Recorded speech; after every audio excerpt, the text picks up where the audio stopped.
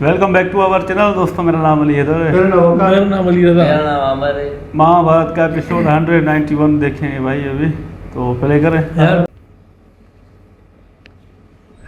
हस्तिनापुर की ओर से महाराज धृतराष्ट्र का संदेश लेकर उपस्थित हुए हैं पांडुपुत्रों। समग्र आर्यावर्त को युद्ध के रास्ते पर ले जाने से पूर्व दोनों पक्षों को अपने मन को टटोलने की आवश्यकता है।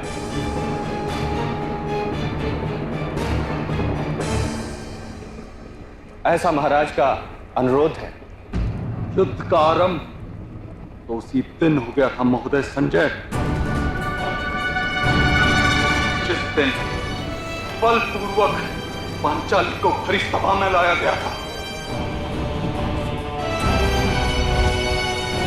उस दुष्कर्मी ने अपने हाथों से पांचाली के वस्त्रों को स्पर्श किया था। उस सभा में जिस स्त्री के वस्त्र खींचे गए थे वो आर्यवर्त की मर्यादा थी, मानवता की ताज थी, संसार की सभी स्त्रियों का विश्वास था। उसका न्याय तो होकर रहेगा।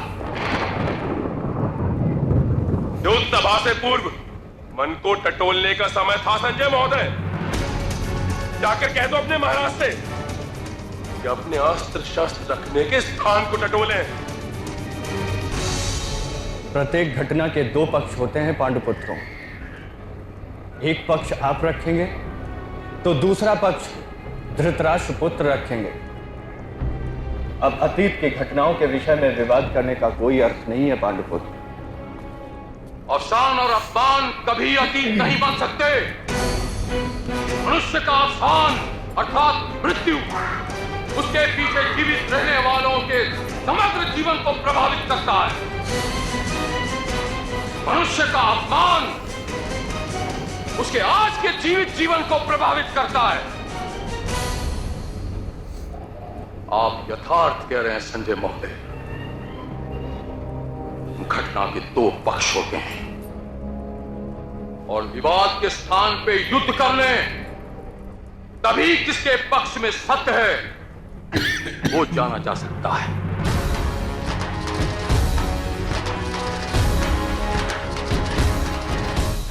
आपके क्रोध का हम सम्मान करते हैं महाराजा द्रुपद, परंतु इस युद्ध का परिणाम भयानक होगा। आप तो जानते हैं महाराज, युद्ध में युवानों की बलि चढ़ती है और पीछे रह जाते हैं वृद्ध और बालक। वृद्ध जिनके पास कोई दिशा नहीं होती और बालक जिन्हें दिशा दिखाने वाला कोई नहीं होता। विधवा स्त्रियों की चीखों से यह संसार विष से भर जाएगा महाराज। अधर्मियों के हाथ में यदि सत्ता हो तो युवानों का सामर्थ्य नष्ट हो जाता है, बालकों का भविष्य नष्ट हो जाता है, वृद्धों को मृत्यु मिलती है, स्त्रियों की मर्यादा का भंग होता है, यज्ञ धर्म आचार और व्यवहार का नाश हो ही जाता है। इस युद्ध से जितनी हानि होगी शांति में उससे कम हानि दिखाई नहीं देती मुझे।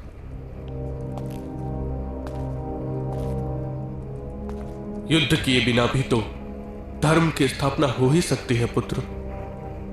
ऐसा कोई प्रस्ताव तो महाराज धृतराष्ट्र के सामने जिससे न्याय भी हो परंतु विध्वंस ना हो। महाराज धृतराष्ट्र का हृदय भी इस समय युद्ध की संभावना से चिंतित है पुत्र। आपका मन रखने एवं आपके सम्मान को स्थापित करने का हर मार्ग में मान्य कर लेंगे। अब यदि इस वंश का विनाश हुआ तो इस वृद्धावस्था में उनके हृदय को भयंकर पीड़ा होगी। यदि आपको यह प्रस्ताव मान्य नहीं होता तो आप युद्ध कर सकते हैं, परंतु शांति का एक अवसर दिया जाना चाहिए पुत्र। युद्ध की घोषणा से पहले समाधान का एक प्रयत्न करना राजधर्म होता है। वासुदेव, इस विषय पर आपका क्या मत है?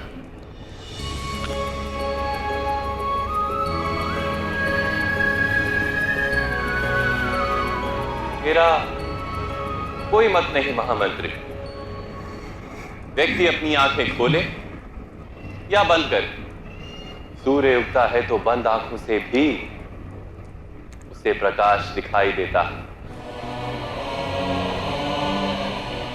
वैसे कोई अपने धर्म पर चले या ना चले, किंतु उसे अपना धर्म अवश्य दिखता है। मुझे विश्वास है कि भ्राता युधिष्ठिर को अपना धर्म दिखाई दे रहा है।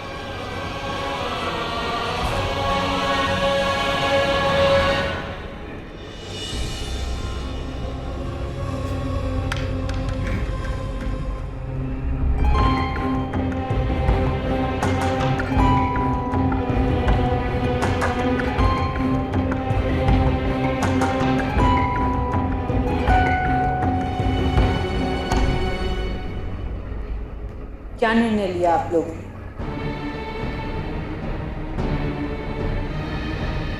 पांचाली, युद्ध से पहले शांति प्रयास करना राजधर्म, और हम धर्म का त्याग नहीं कर सकते। माधव का क्या कहना है? ज्येष्ठ भ्राता ने माधव से अनुरोध किया है कि वो शांति का प्रस्ताव लेकर हस्तिनापुर जाए। और माधव का कहना है चाहे मनुष्य धर्म पे चले या ना चले, अपना धर्म अवश्य दिखाई देता है। अधर्मियों का नाश करने के लिए और धर्म की पुनः स्थापना करने के लिए हमें युद्ध करना है सखी। तुम्हारे 5 पतियों को छोड़कर महाराज शांतनु के कुल के सारे दीपक बुझ जाएंगे।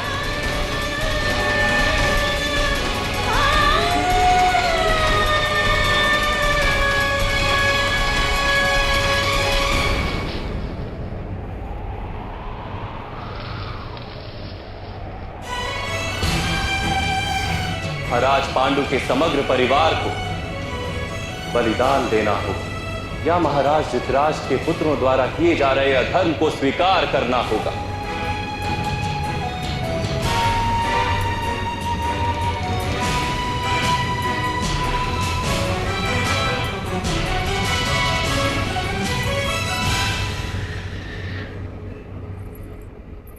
शांति प्रस्ताव?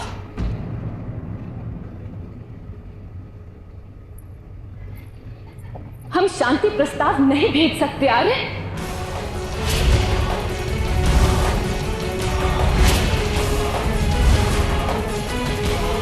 हम अपना मानव धर्म किस प्रकार भूल सकते हैं? एक स्त्री के साथ दुर्व्यवहार करने वाले को मृत्यु दंड देना अनिवार्य है। ये युद्ध नहीं, नवनिर्माण का प्रयास है।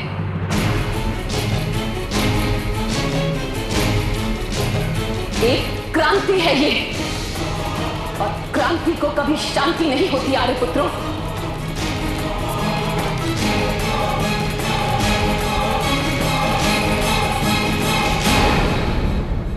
गोविंद ये शांति प्रस्ताव लेकर नहीं जा सकते। कहां है गोविंद?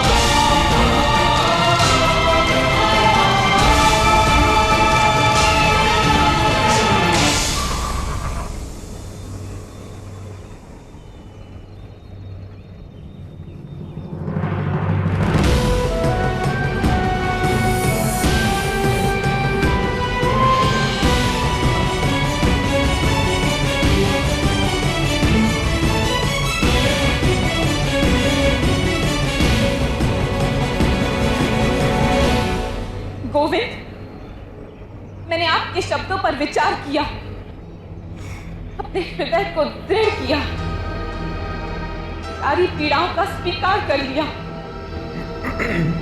इतनी कठिनाइयों के बाद जब मैंने बलिदान देने का संकल्प किया तो आपने यज्ञ ही बंद करने का निर्णय लिया।